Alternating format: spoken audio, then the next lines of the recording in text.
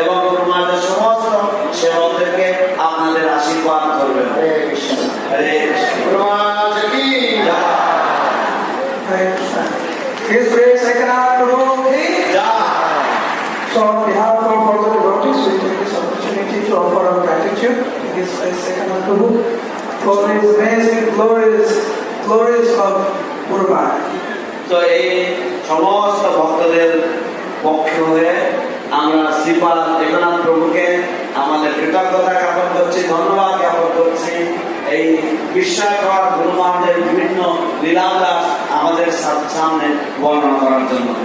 তো একটি বিশেষ অনুরোধ, বিশেষ করে যারা মাঝখানে বসে আছে, A special request to especially all those who are sitting in the center here. একটু এগিয়ে আসবেন, পিছনে অনেক ভক্ত দাঁড়িয়ে আছে, একটু এগিয়ে Can আসবেন। you please come forward because there are so many devotees who are